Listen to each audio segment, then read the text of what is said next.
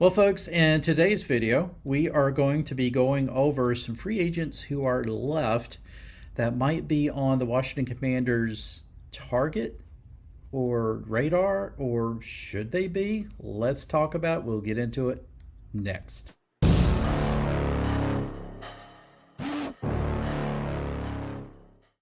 And welcome back to another podcast here on the Washington Football Maniacs podcast. I am your host, Greg Sykes, along with my best buddy and co host, Brandon Scott.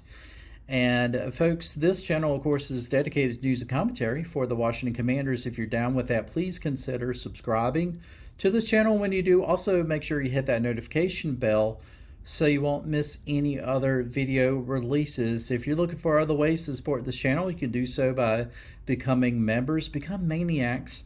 Help support this channel, and as well, you can also visit our partners, Mint Mobile. We'll leave a description down in the link, or I should say, leave a link down in the description. Yeah, heads all jumbled today. Um, and if you want to visit, save a lot of money, and we're about ready to open up a brand new, great thing with Mint Mobile and Paramount. So you want to check that out. Anyway, enough of that. Let's get into this video. So Brandon, obviously there's still some free agents out there that could be serviceable for the Washington Commanders. Now, we know that we still really need a left tackle.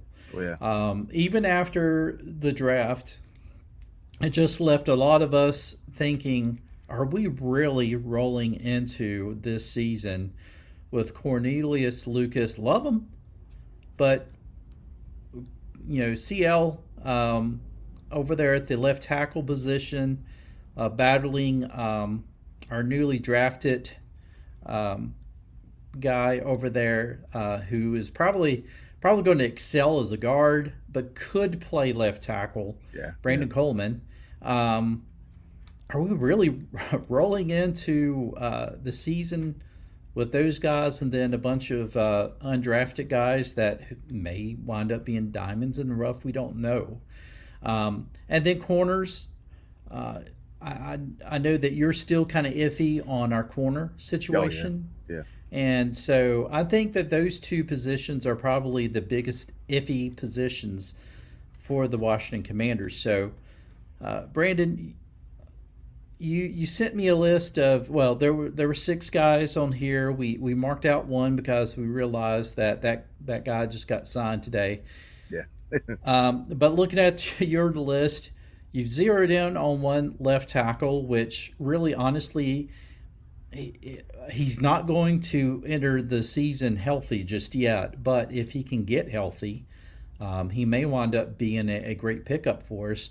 And then a bunch of corners that there's one guy out of this list that I would be like, I bet that they sign him just because he's had some experience with Dan Quinn.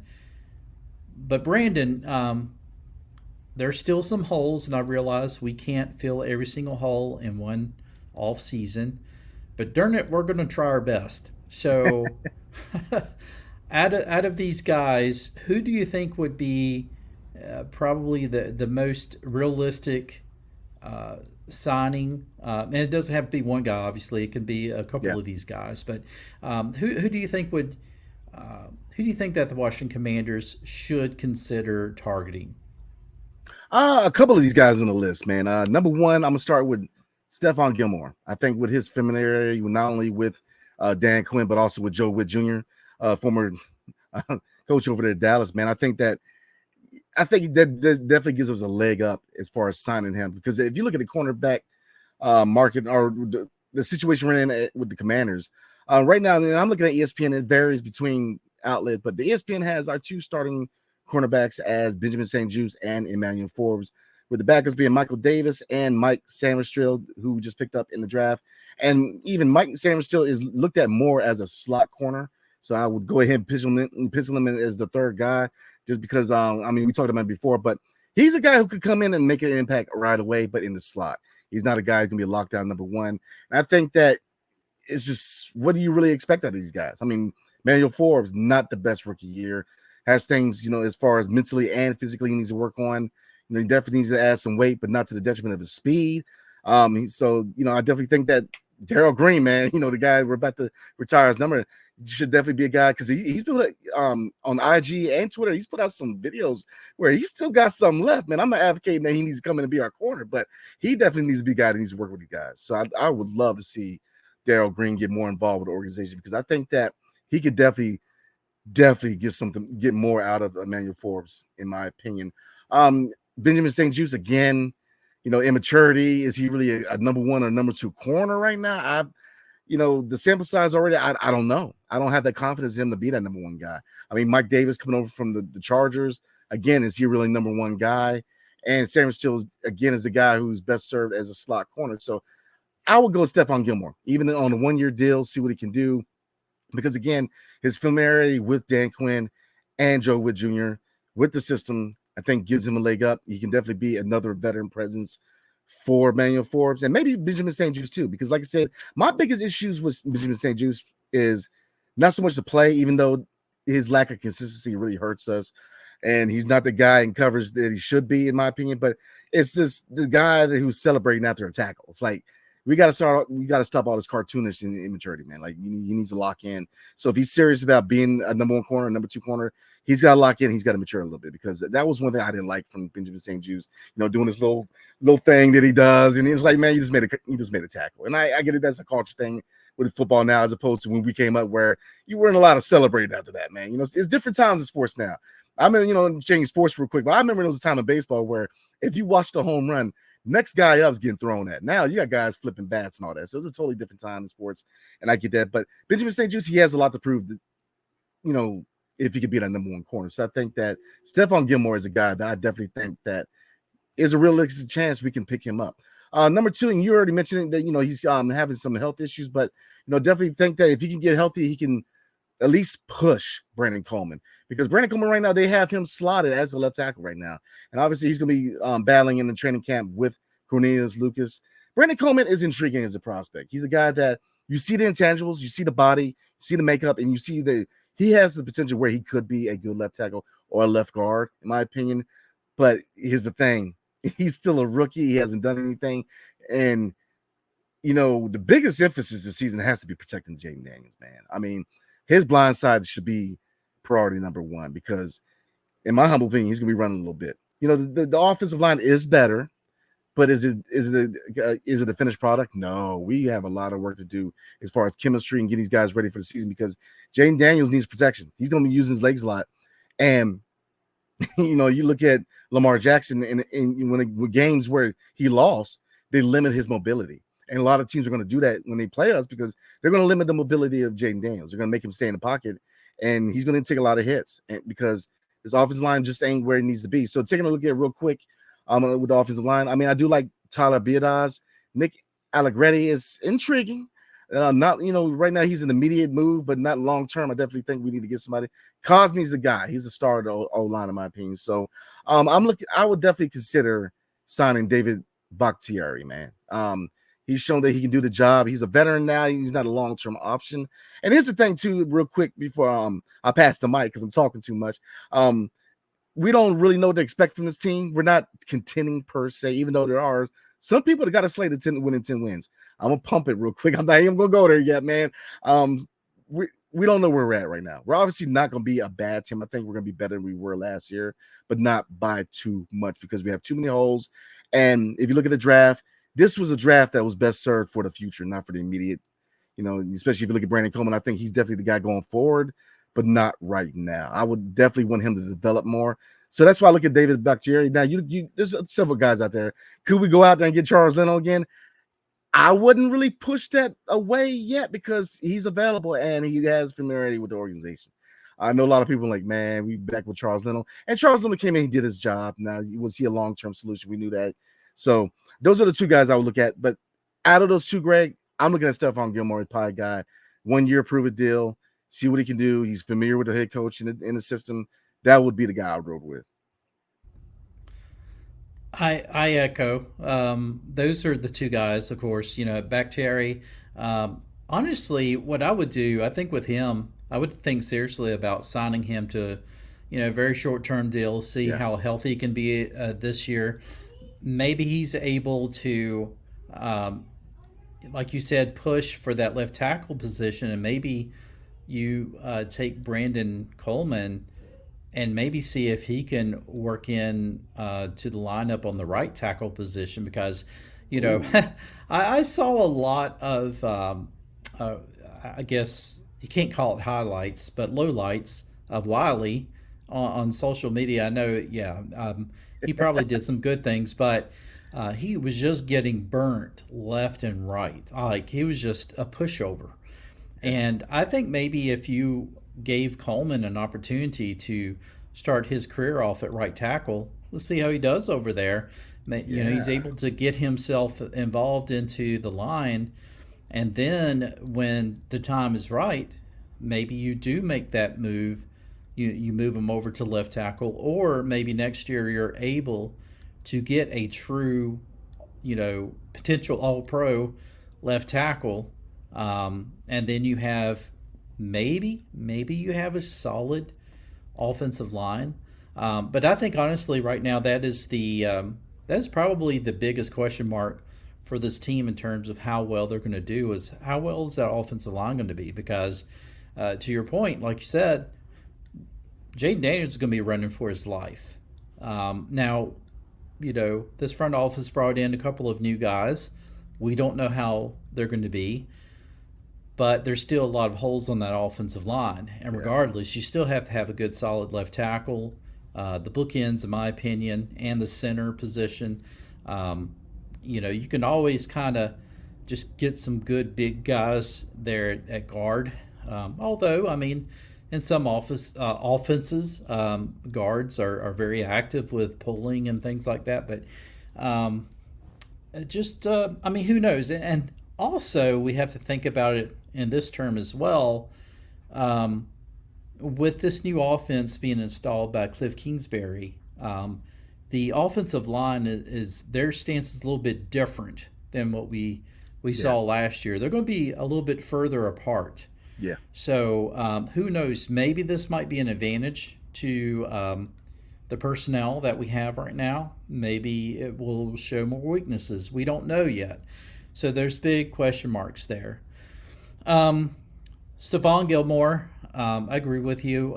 That's who I would pick, at least on the short term, because he can at least help to mentor the Yeah. other corners there to really show them how that this defense under Dan Quinn, Joe Witt Jr. is going to be and what is expected from the secondary. So I think, honestly, I think that one would be a no-brainer pickup for the Washington Commanders if they could bring in Gilmore. Probably wouldn't bring him in for very long, but just at least, I agree with you as well. There's so many question marks as far as um, who's going to be a number one corner. Is it Yeah. Benjamin St. Juice? Is it Forbes, Emmanuel Forbes? Is he going to be able to take that big leap, this year and really prove why he deserved to be drafted in the first round? So I think you need somebody like Stephon Gilmore, some veteran corner. And yeah, I mean, Daryl Green, I was going to do a video just on that, but I don't think we need to. Just the fact that Daryl Green finally, I mean, the dude's 60 years old or going to be 60, Yeah. and he can still, like, I mean, just his moves and stuff like that, really teaching these guys, imparting a lot of great information for these guys. I think Stanstrel was out there with them, Yeah. and so I mean, if he can show Forbes some things, Benjamin St. Juice, I think it's just enough to really get them, really paying a little bit more attention to their craft. And so who knows? I mean, if we can get these guys on the right track this year, secondary may be fine. But I think overall, I think if anything, it's going to be that offensive line that's always going to be the big question mark. And it's just one of those things where you're just going to have to keep building that offensive line in the next draft or two. free agency or whatever until you finally have the offensive line that you need to have. And Adam Peters knows that. I mean, they built a magnificent offensive line in San Francisco.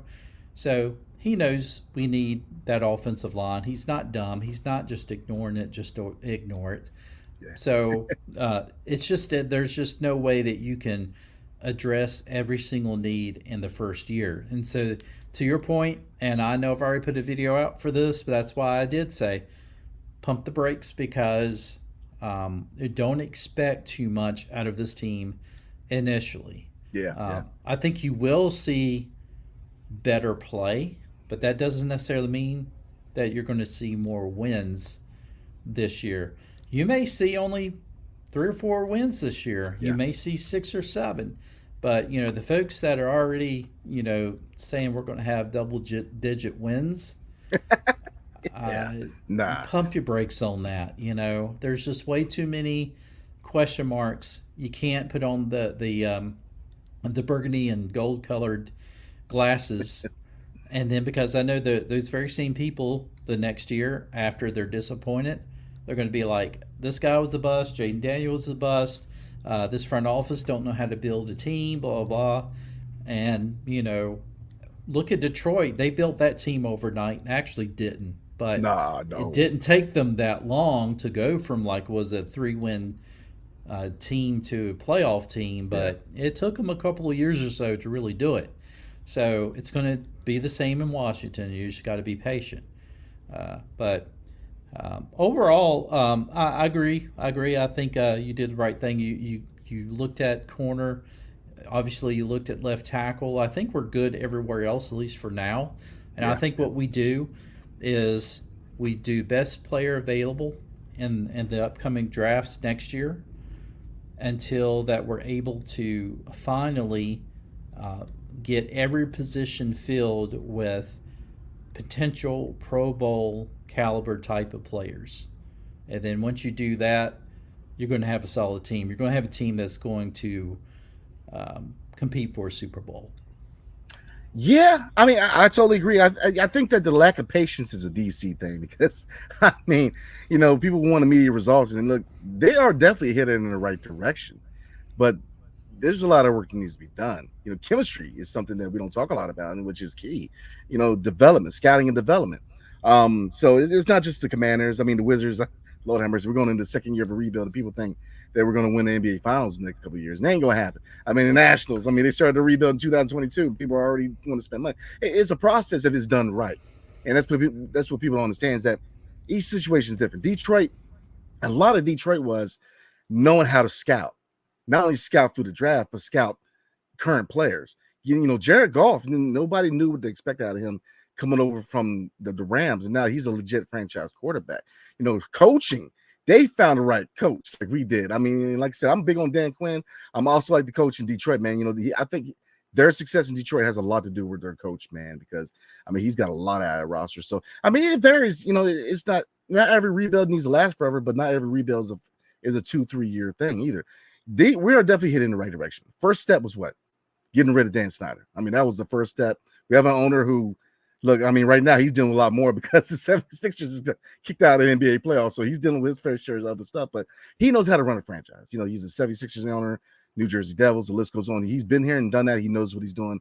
He's going to do what it takes on his end to make this franchise better. New coach in Dan Quinn, new GM in Adam Peters. New coaching staff, new quarterback. I get it. People are excited, but you got to stem your expectations because we have a lot of holes and we're not where we need to be to contend because there's a lot of people in this roster that we don't know really what their position is going to be. Another guy we haven't really talked about is Quan Martin.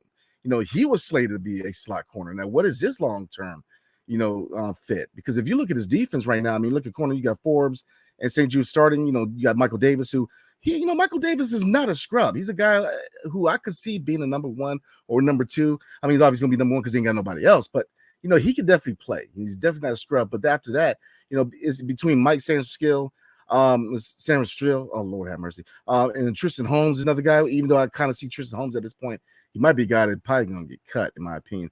But, you got Quan Martin out there at corner. So, we got to, they got to consolidate a little bit and see who, what's the best fit for a lot of these guys, because corner right now is a little shuffled up. I mean, Forbes, that number one draft pick, man, really put expectation on him that he wasn't ready for. And like I said, I'm not going to harp back to Christian Gonzalez and all that, but because I felt like he was a better candidate at that point. But I think he'll be all right, but he needs to be coached up. And he's got to work his tail off this offseason in training camp. He's got to add some muscle, because you can't just be Dion, man. Those Dion days of just being the cover corner are done. We need the guys going to be able to take out a running back, because corners now have to be able to tackle somebody, man. I mean, it's not like it used to be where, your D line were just big boys who didn't move. You got guys on the defensive end who are running pretty good 40s now. Different game, So looking at corner, that's definitely an area, like, we talked about receiver. Right now, what receiver could really make us better? I mean, Zay Jones is out there, but he's not a guy who's going to really take that much more attention off of Terry. So I think we are where we are. It's just fit, right? I mean, where do you put Jahan Dotson? Is he a slot guy? I mean, De'Ami Brown is a speed guy who you're really not using him to his best skill point. Put him in the slot. I mean, and looking at a receiver real quick, I mean, we got Jameson Crowder, which I like, but he's in the later stages of his career. We got Alamide Zacharias. I'm hoping I'm saying that right. You got him. He's a vet, but where do you really slot him? Mitchell Tinsley is another guy. Kazmir Allen. So I think that right now it's still a little early. They still have to consolidate, see where people are best served. But yeah, I'm with you. Pump the brakes. It's going to be all right. We're going to get there. We're closer than you think, because I think within the next 3 years, we're going to challenge for a Super Bowl, in my opinion. I think we have all the framework, and the blueprint is definitely going forward. But people are a little too excited now, man. Like, I think we both saw it on Twitter, man, where they looked at all the quarterbacks from the NFC East and said that Jaden Daniels was the best. I said, no, come on, man. He had to play it down. I like Jaden Daniels, but he hasn't played one down in NFL football. And to take guys like Jalen Hurts, which I get it. I don't like anything Eagles, Cowboys, or Giants, but I guess you give credit where it's due. Jalen Hurts is a guy who's proved he can do it at a high level, man. So, we got to pump the brakes. I get it. People are excited, but he's not a better quarterback than Jalen Hurts right now. And this is coming from a Commanders fan. He's not. He hasn't done anything yet. I'm hoping he does get there. I mean, he's not better than Daniel Jones. I think that Daniel Jones is an example of right fit, right situation. They gave him nothing in supporting cast, no receivers. So, do they finally put some time? So, pump the brakes, everybody. I get it. I'm excited too, but we definitely still have a long road to go down. And we took the first step, but we got ways to go till we get to that perennial moment of being a contender again. So, Yeah, yeah. Enjoy the process, enjoy the journey, trust the process. I think is what I really meant to say. Enjoy the journey, because um, once you finally get, once you finally see the team get to that point to where they can truly be contenders for a championship, you'll realize that it took turning over a roster that even some guys that you're like, hey, I think these are good guys. They're probably going to get cut, or they're probably going to get moved somewhere else in some capacity, because sometimes it's a lot of the coach just wants his own players, and aside from your Terry McLaurin's and Brian Robinsons and Jahan Dotsons, you're probably going to have a lot of guys. Quan Martin, who knows, because maybe they help develop him, or maybe they just see that this was somebody that Ron Rivera picked up, but he doesn't really fit the profile of what we are expecting for this team. So, I think definitely we will get all those questions answered. I think once training camp starts, in a few months down the road. But overall, yeah, I mean, pump the brakes, and yeah, I hope for big things with Jaden Daniels. I would have said the same thing if we had drafted Drake May. I would have said, you're going to have to wait, because it's going to take a while for this guy to develop.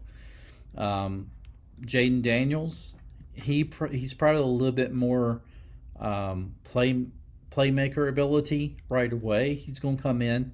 He's going to be able to make some plays. He's going to get us excited and stuff. but it's still going to take a while for him to develop. Um, and who knows? Is it going to be the right fit for him in the long run? But yeah, I just folks, pump the brakes and let's just see how things goes. Enjoy the process. Like I said, I think something was shown on Twitter today where Washington had like 13 players right now from, maybe it was 13 starters left over from last year's team. So, 13 starters, you got 22 starters, I guess. So 13, that's a mix of offense and defense. So not a lot of guys returning from last year, and then an overall 53-man roster. So they're turning this personnel, the franchise, and the roster over, and you're seeing a huge, um, uh, you're going to see a lot of new faces, I guess, even in year one. But by next year, you probably won't even recognize this team from what it was in 22, 23, 23. That's right. What year are we in? 24. So, uh, I don't know. When you get closer to 50, you start wondering, where did my life go? Um, so, yeah, I just, yeah, by next year, you're going to see a completely different team, hopefully a better team. But anyway, folks, that's pretty much what we want to talk about in this video. Now, we're going to have some more videos coming out. You want to stay tuned. We're going to talk about a little bit more with. I always seem to revisit this. I can't get away from it. But there's been more rumblings about people are really starting to believe that there's going to be yet another rebrand. So we'll probably talk a little bit more about that. I know we've talked about that in the past. But we're going to put out a video of why we think that might happen, as well as, stadium news and just all sorts of things that we're going to try to keep you entertained on during the off season. So just because it's the off season doesn't mean that you go away from the Washington Football Maniacs. In fact, folks, if you really love us, if you really do, then you will watch us. Maybe watch the videos twice during the summer. Think about all the kids I have to support. I mean, it's just one, but he eats a lot. so, so please, no, seriously though, support this channel. We are really, and I said this before we started. I love all the other Washington channels out there. I think of all of us as a brotherhood. I'm not sure if the rest of them think that way or not. They may think of everybody as competition. I don't know. I think we're all brotherhoods. We're all trying to, accomplish the same thing. And we all do this because we love this franchise. Yeah. But with that said, we are trying to go full steam ahead with this channel. We're trying to grow it. We are expecting big things, maybe bigger things outside of YouTube for this channel and just for sports media in general. Yeah. So please stick with us. And if you have any ideas about what you would like for us to cover, by all means, slip it in the comments. Let us know. We will be glad to cover it. And with that said, Brandon, I guess we're going to send these folks out. And with that said, hail to the Washington Commanders football team, Redskins, Red Wolves, Warriors. Right. Just hell to Washington. There you go. All right, everybody. Take care. We'll see you in the next one.